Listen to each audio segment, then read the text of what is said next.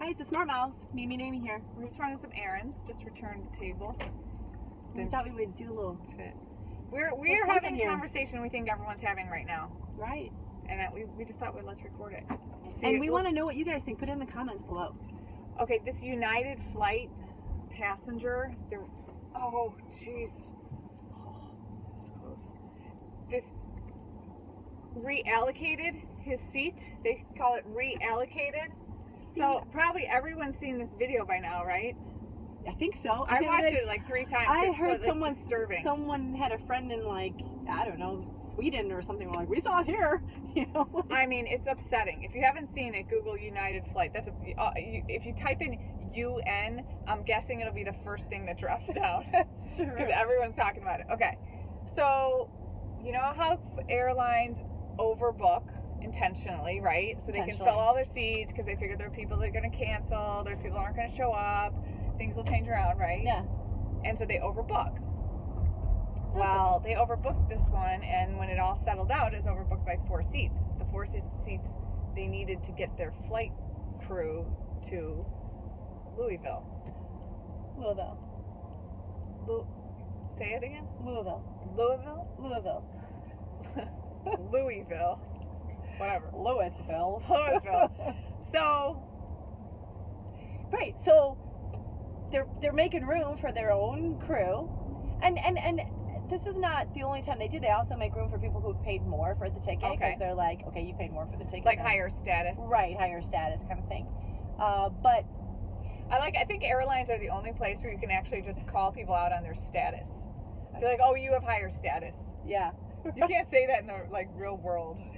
Well, so normally, if you've been ever been on a flight, I'm sure it happens a lot, but they begin by offering you incentives to volunteer your spot, to volunteer your seat, and they start at usually 200, move up as the time goes on. No one's 200 volunteering. with dinner, right? We'll give you vouchers for hotel, because it wasn't until 24 hours later was another flight to Louisville, right? So anyway, they got to the point where they were like, okay, someone needs to volunteer, and if we don't volunteer, we're just going to start randomly picking names. Which I come to learn, it's not like they might say it's randomly, but it can't really be randomly. You can't be like, we're just going to pick some names out of a hat, because you might get the kid from one family and the grandma from another family. So there's this algorithm that they use that some of the factors are how much you paid for the ticket, when you purchase the ticket. Yeah, so like if you were one of the last people to purchase, right? You so might be one of the first people to come up. Right.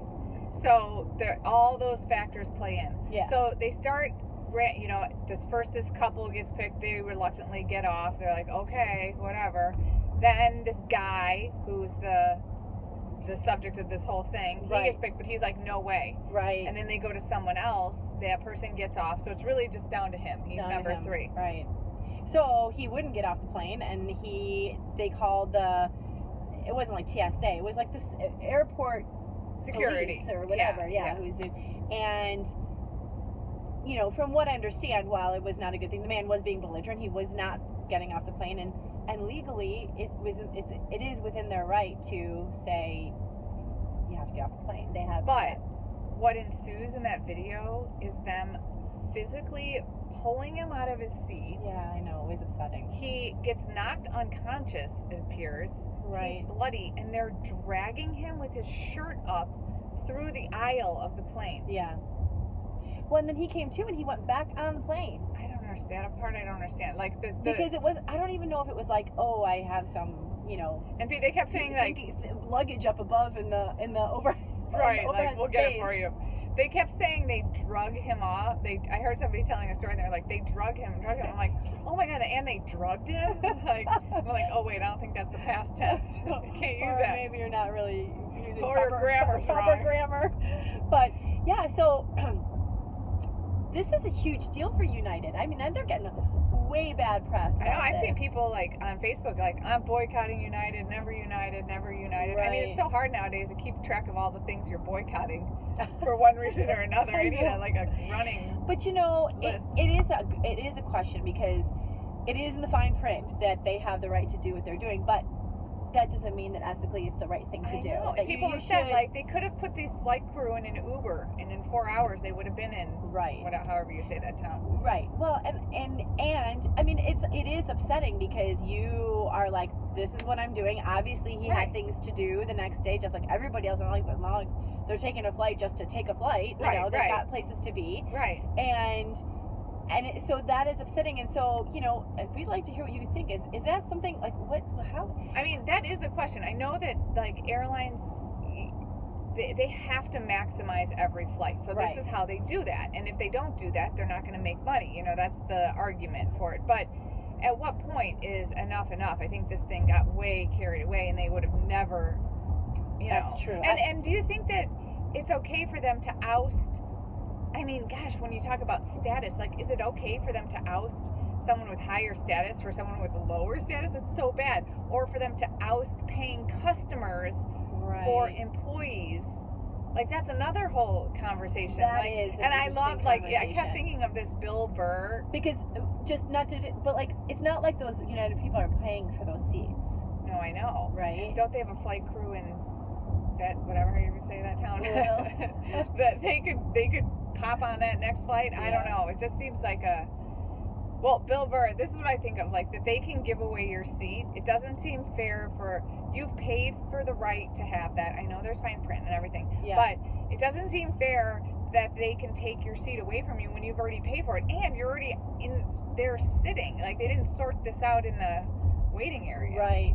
So Bill Burr does this whole thing. He's this comedian who's like, I think he's super funny. He gets really raunchy too, but one thing he does is about going to order a sandwich, and they'll be like, okay, here's your sandwich, lettuce, tomato, mayonnaise, and turkey, whatever. And then the guys, and he goes, oh yeah, and I wanted mustard too. And they're like, oh no, the mustard's over there. And he's like, how about you put the mustard on? He's like, I'm gonna give you 100% of the money for 100% of the sandwich.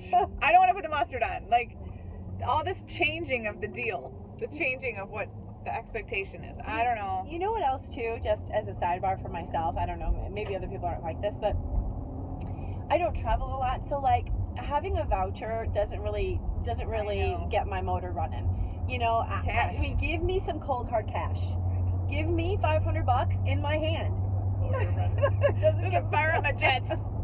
So, you know, I don't know, maybe you need to start to rethink, you know, your policy. Like, I know. Rethink it. Now, unfortunately, now some stuff's coming out about the guy. Does not matter because the incident is what the incident was. But unfortunately, because it's such a big stink, naturally everyone starts looking into, well, what is the CEO of United Airlines saying? And what is this guy really doing? He's come up with a little bit of a shady past, which... Right. But you know what? It shouldn't matter. They didn't know that when they a person is a person. dragged him out of that seat. And the news is so gross. They have to go there to sort of find some justification for the way he was treated. There's no justification for that. That's right. I mean, I'll even go back a step further. It's like, hey, United, be a little more creative about how you get your people to where they're going instead of like ousting your customers. Or now really make people it worth are my really while. mad about it. Right. Really make it worth my while. Yeah. Like, really? You could have spent like an extra $1,000 in cash and people would have jumped at the chance, and now you've got this whole political, or I mean this public relations nightmare. And it's going to be, it will be detrimental. So what are your thoughts on this? We want to know how you would handle this if you had a situation that's like this. Interestingly enough, I heard about a family who over spring break, they were flying from LaGuardia, I think, through Delta into Florida, and you know, Delta was asking for people to volunteer. It upped the ante. So finally this family of three is like, okay, yeah, we're going to take that voucher and we'll go back to our hotel. Next day, same thing. Up the ante. They made $11,000 in vouchers. That's awesome. So $1,000. awesome. There was a show on, at one point there was a show about people who would keep trading things up so they could get the highest value. Oh, what was it called? But it was like they would start with something. Yeah, please. What is the name of that? They would get something and then they trade it to somebody for something and then trade that to somebody for something else until they like worked up the value. Oh my gosh. Well, the whole show. Anyway, what are your thoughts? Let us know. We'd be interested to hear. Leave them below in the comments.